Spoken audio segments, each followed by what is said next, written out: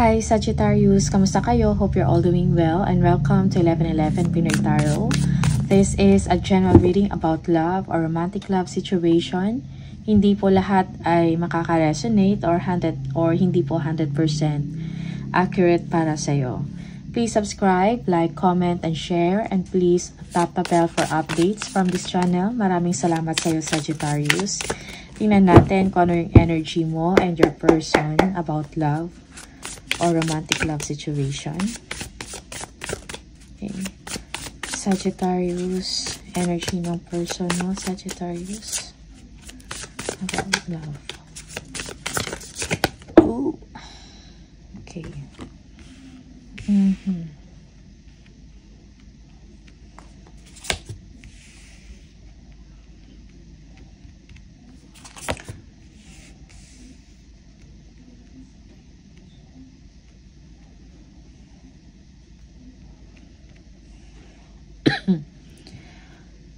Okay.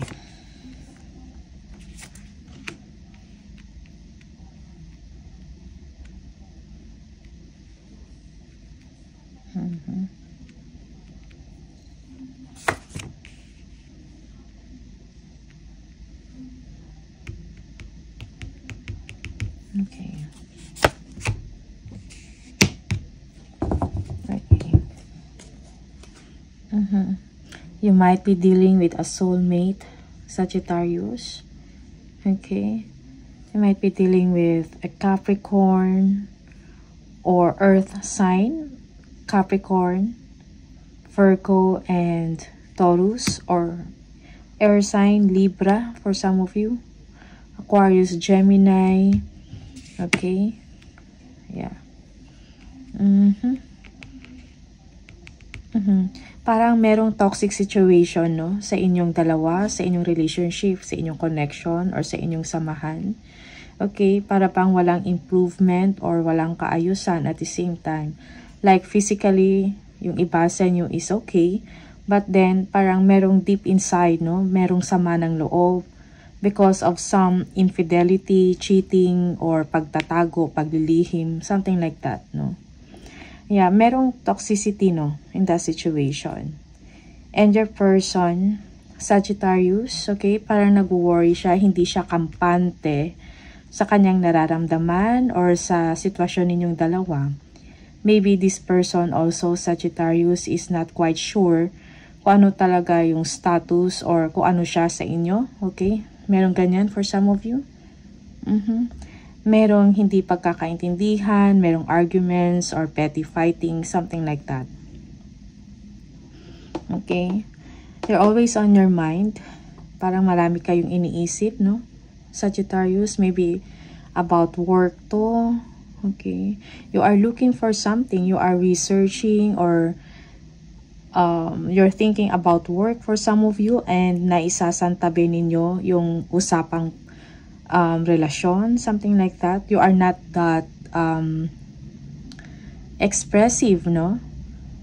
Kung ano yung nararamdaman ninyo. Merong sense of disappointment sa part ninyo and sa part ninyo, and yung iba sa inyo, you don't want to confront kung ano yung problema. You are parang umiiwas ka or umaalis ka, something like that. Merong deceit na nangyayari. Okay? Or deception, kumbaga. Okay? Tingnan natin.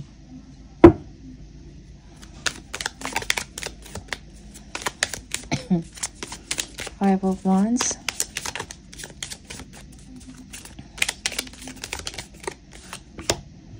Yeah. Your person is seeking for justice, no? Parang maging honest ka sa kanya, Sagittarius, okay? Because your person feels na parang walang pagbabago na nangyayari sa inyo, meron kang ginagawa na hindi niya alam.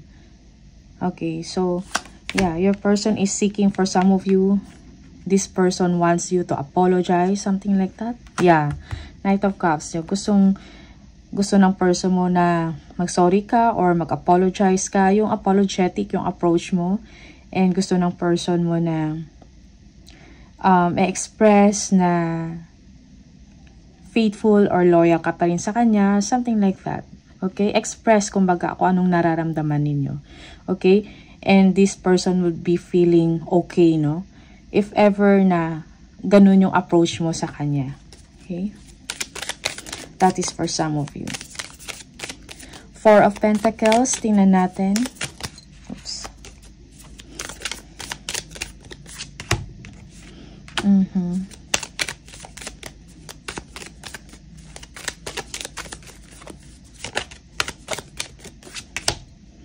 And the King of Cups. Okay. King.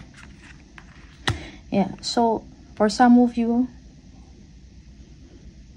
yeah, your person, gusto niya maging expressive ka. Okay? At sabihin mo sa kanya yung totoo. And your person is also parang kinikip niya din yung energy. Parang ayaw niya mag-initiate. As much as possible, kung ano man yung problema. Parang gusto ng person mo na ikaw yung mag-una or magsalita, magsabi. Okay? Ng something kung anong nangyayari sa inyo, Sagittarius.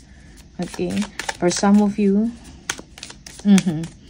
yeah, parang maybe your person, kinikip niya lang sa sarili niya yung tunay niya ng nararamdaman. Okay? Yeah. May gustong sabihin sa inyo yung person nyo. But then, parang pinipigilan niya kasi gusto ng person mo na ikaw yung mag-initiate, ikaw yung magsabi, ikaw yung mag-express, no? Ng apology or kung anong nangyayari sa inyo. So, your person is just waiting for some of you. Yeah. Maybe for some of you, there is issue about money. Okay? And your person feels that meron kang tinatago, meron kang sekreto. Okay? May issues about other people also, no? For some of you. Okay? Merong concern yung person mo tungkol dyan sa dalawang tao, maybe dalawang lalaki, something like that. Involved. Just take what resonates for you and leave kung hindi para sa'yo. Okay. The World. Okay. Yeah. So, parang hindi kayo makausad, no? Ng maayos. Parang nandyan pa rin yung conflict. Parang tinatago lang. Hindi kayo ganun ka-expressive. Okay? And your person as well. So, yung problema is kailangan i-close. Kung ano man to yung conflict na meron kayo, pag-usapan. Okay? Sa maayos na paraan. Okay? No arguments or conflict, no? Something like that. Yeah, your person wants to move forward, no? Close the issues. Okay? Pero kailangan lang na isa sa inyo mag-initiate ng conversation, avoiding arguments and fighting. Oops. Tingnan natin. Nine of Swords.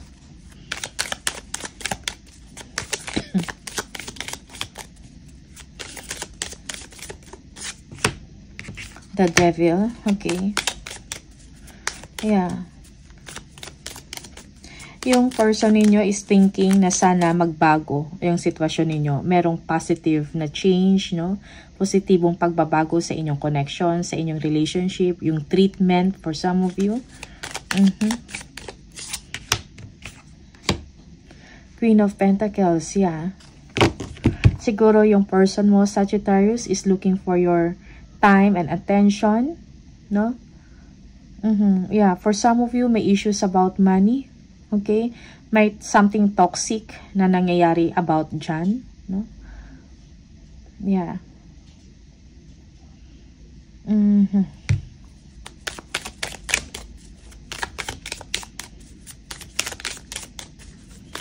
May mga pattern, no, na unhealthy or hindi maganda sa inyong relasyon. Most especially when it comes to money. Okay? Yeah. Or time, no? Time and attention at the same time. So, hindi lang money. Okay? So, your person, parang lagi siya nag-iisip ng ganyan, nagwo-worry siya, or minsan may mga sleepless nights thinking about sa sitwasyon ninyong dalawa, sa connection, sa relationship. Also, respect is yun yung nilolong ng person mo, Sagittarius, for some of you. Okay? Sometimes, baliktad yung sitwasyon, ikaw to, and this is the other person. Okay?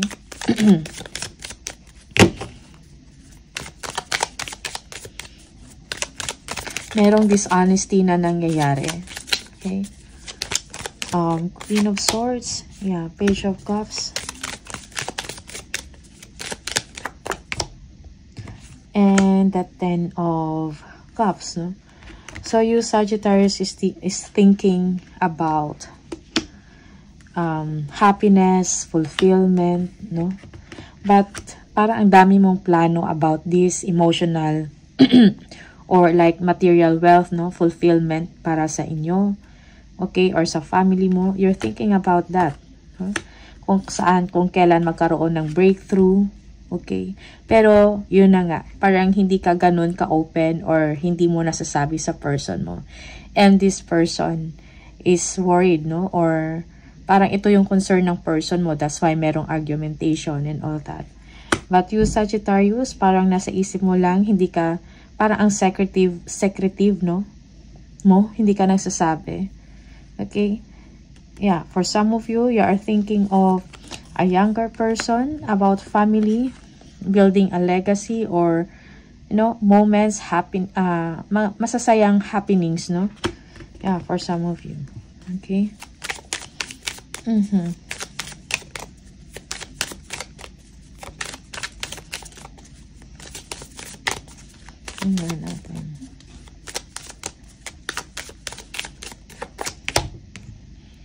Yeah, Nine of Pentacles. Okay.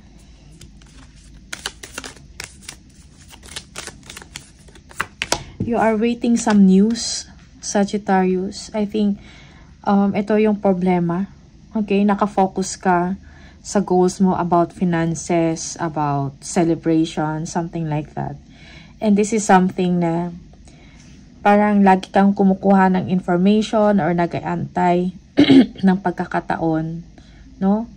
Knowing about when is the time, no, na makakuha ka ng isang breakthrough, no, when it comes to money. For some of you, this is about career or trabaho, no? You are thinking about this. Maybe you are always in communication with these two people, with these two persons, no, males. For some of you, okay, thinking about good news, okay, and this is the challenge in the relationship. Connection, parang nagbibigay ng concern sa relasyon mo sa person mo, Sagittarius. Okay? You're thinking about success, thinking, waiting, searching for information, waiting to receive news about money, about breakthrough, an opportunity, no, na makapagbigay sa inyo ng comfortable life, no, or maayos sa pamumuhay. Okay?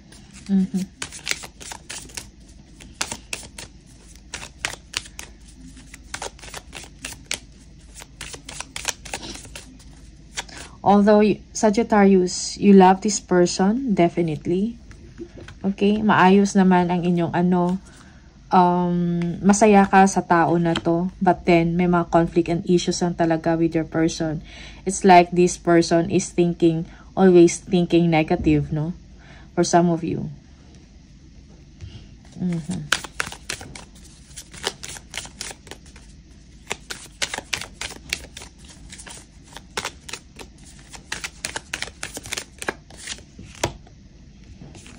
Ten of Wands. Okay. Yeah. For you, Sagittarius, parang umiiwas ka sa issues, no? Yeah, Three of Wands. You need to move forward, okay? You are strategizing, kumbaga. You don't want confrontation.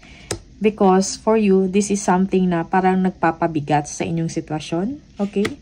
That's why you are strategizing, umiiwas ka, or, yeah, yung parang tinatakasan mo, no? Kung ano man tong conflict or issues, instead of confronting it, no? And be transparent or honest with your person and understand kung anong nararamdaman ng person mo. Okay? So, ito yung mga sinasabi na energy, sa akin. Okay? Just take what resonates for you and iwanan lang kung hindi para sa inyo. Okay? Yeah. Marami ka din sigurong ginagawa, obligations, or maybe sa trabaho. Okay. For some of you, you are strategizing to advance, most especially about work or projects. Okay? So, you are focusing kung ano yung objective ninyo. Okay? When it comes to work, money, or projects, something like that. The Devil, tingnan natin. Okay. 5 of Swords, again. So, I think, and the 2 of Wands. Okay. So, meet halfway with your person, Sagittarius. Kung ano man to mga unhealthy pattern sa inyong relasyon, mga toxic na behavior, negative thoughts, or may mga obsession, something like that, kailangan siguro is 2 of Wands is like pag-usapan, Be a partner with your person. Consider your person as your support or something like that, as your partner, as you are focusing also with a breakthrough with money or projects, work. So, siguro maybe your person is asking you to i-involve mo siya, something like that. Be honest or, alam mo yun? Okay, so 5 of Swords. So, meron talagang, may mga petty arguments and ito yung nagbibigay ng toxicity sa inyong relasyon. Okay? So, plan, Plan for the 2 of you. Inject fun times together. Okay? Maybe ito yung inaantay din ng person mo. About exciting things, Planning for the future. I-involve mo siya. Okay? Yeah. That is for some of you. Okay?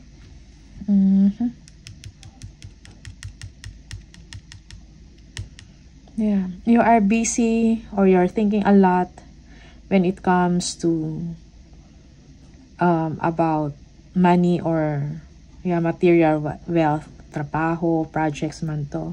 Okay? Because you want to provide. For you or for your family. Okay? For your partner as well.